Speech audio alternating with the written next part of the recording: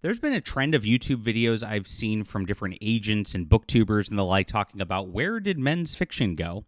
And it is not in the bookstores. If you go to Barnes & Noble or Target or anything like that, you'll be treated with these like weird flowery designs that don't have anything, where every single book looks exactly the same. They have very similar titles. They might be written by Rebecca Yarros or Sarah J. Maas. They're called romantasy, and they're everywhere. It's selling it like hotcakes. These women are making millions of dollars a quarter on this stuff. And it seems pretty dismal out there. Men don't read because there's no way a man's going to pick up one of those. I mean, they're just train wrecks. I attempted to read a Sarah J. Maas novel once, and it's not for the faint of heart, my friends. I wouldn't do it. It's really not worth it. I know another friend of mine actually read a Rebecca Yarros novel, and it's even worse from what he tells me. So this is the absolute state of what they're publishing in the mainstream publishing market. But there is a men's fiction market that still exists. It is largely on Amazon. It's largely algorithm driven, and there's not much else. It's really dismal out there. But we're trying to make things great again in fiction, especially science fiction and fantasy, my friends. So welcome to the new fantasy news, the real fantasy news, as I like to say. I'm glad you guys are here. Please hit the like and subscribe button as we get into the three kind of main genres of men's fiction that are out there in the fantasy and science fiction realm right now. And yes, it'll be a little bit of what you know, but there's a surprise too. And it surprised me when I heard about this. We'll get into that news in just a moment. I am a fantasy author myself. This is my new book, The Demon's Eye, guys. This is classic fantasy sword and sorcery. I wanted to bring things back because I like the fiction that was out there in the 40s, 50s, and 60s, the golden age, when it really was a different time where they actually wrote things that were like very concise stories. They had these pocket books, if you remember, and it was really a lot of fun. I think reading was great back then. Nowadays, you get a lot of like bloat in books that are like really padded out. There's a few reasons for this. One, on the Amazon algorithm, a lot of people like Kindle Unlimited reads, and the more page reads they get, the more they actually get money. And so they pad out their stories to be a little longer than they actually should be a lot of the time. Another thing is in the book market, they like to look a little more fancy, and like because they're charging for these trade paperbacks that are a lot more than they used to be, they like to try to give you bang for your buck on that level. So if it's a longer book, you might buy it at a higher price point. Whereas remember the old trade paperbacks used to be like $5, $6, $7. Now these ones that they've got are approaching 15 even for paperbacks, right? Sometimes 20. And so that is what you've got for driving the market on that level. Now, I'm writing them these that are in the classic style in every single sense. And so we've got strong male leads. We've got a fun protagonist. They're fighting great evil. This is where it's at, guys. It comes out on Tuesday. I'd love you to pre-order this today. And so this will be on your Kindle the minute you get it on Tuesday, because we want to make a big splash in fantasy fiction right out the gate. Check it out, guys. You're going to love this. There's a great evil awakening in a land, and Jaden, reluctant hero, has to fight against this evil that's arising, and he learns about it over time. There's a big prophecy involved. It's classic fantasy, like I said, in every single sense. Grab it in the description below. Thank you guys so much for supporting our channel as we get into the fantasy news here. So like I said, the publishing industry experts always ask, why aren't men reading? And while that's partially the case, they are, just not anything that's set up in bookstores. Amazon has several categories where men read regularly, and it sells like crazy, and it largely gets ignored by mainstream bookstores. These exist in three categories: military science fiction, LitRPGs, and actually anime-inspired harem fantasy romance. I am not joking about this. They're selling like hotcakes, guys. So I'll get into that in a little bit. But you can see all the romantic-y stuff, like I said. And honestly, a lot of the stuff that is in these genres is right to market. They're very formulaic. There's a lot going on that just like seems very obvious on this front.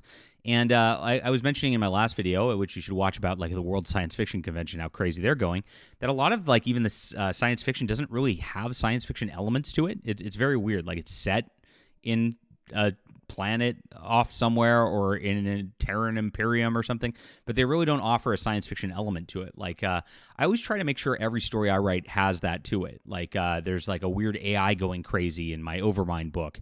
or in my Stars Entwined novels, there's this like phasing technology device that like is really the onus of everything, right?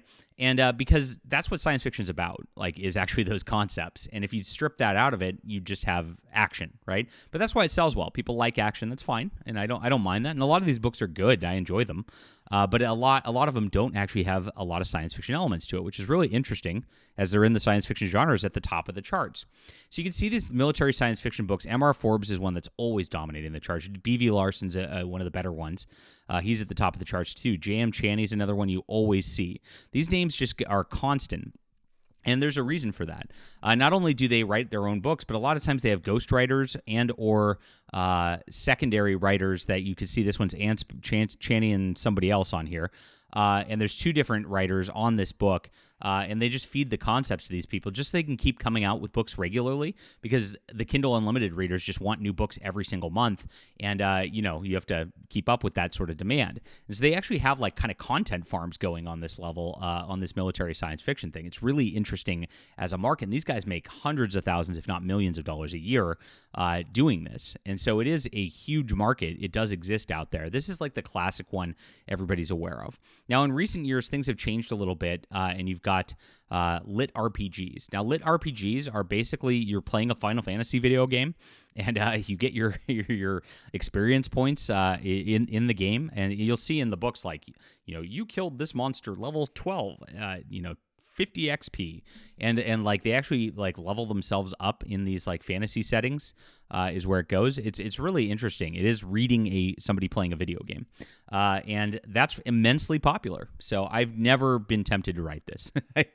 Actually, people have asked me. I've gotten lots of, are you ever going to write one of these?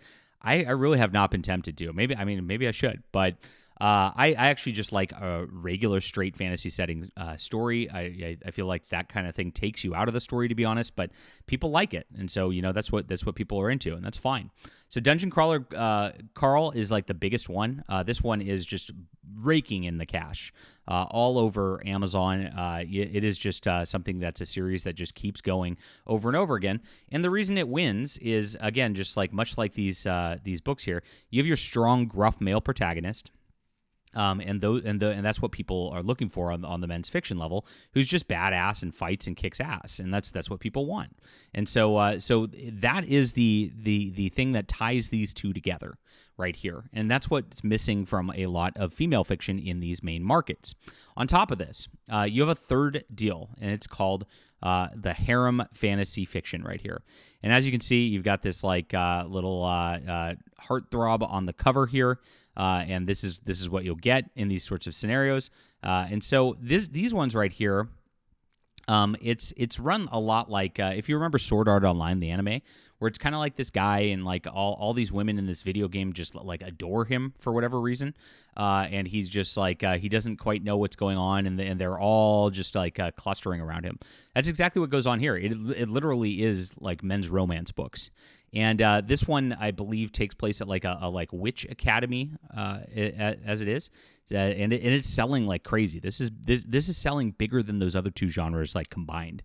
And he goes to it's basically, look at this, aging out of a foster care system, powerful witch families. It's basically Harry Potter with like going to college and then finding a harem.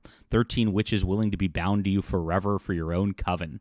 Right, so this dude gets these 13 girls bound to him, and they get pretty spicy out there too. I mean, they go full on sort of smut in these, and that's I guess what some people want. I'm definitely not going to be writing that anytime soon. So these are the three genres. These are absolutely crushing it, and there are a big male readership for these that are voracious, and they're really just going through Kindle Unlimited pretty hard. And it's what's going on out there. These are the main genres, and if you do want to be a writer these days and follow what writing to market and make some money, this is a great way to go. So, yeah, I mean, the artistry stuff out there doesn't quite do as well. That doesn't mean there's no room for it, but this is where the majority of the money is spent on different fiction out there, and that's what we got. What do you guys think about these genres? Leave a comment down below. Guys, The Demon's Eye is out on Tuesday. I want you to pre-order this. This is classic fantasy. This is like a pretty deep, intensive plot. I talked about it on my live stream quite a bit, and on my Subscribestar, I gave some background to it too. We have the artistry going on here. It's a lot of fun. We're bringing classic books back. If you like male fiction, this is going to be good for you. Check it out in the description below. Thank you so much for supporting us. We'll be back soon.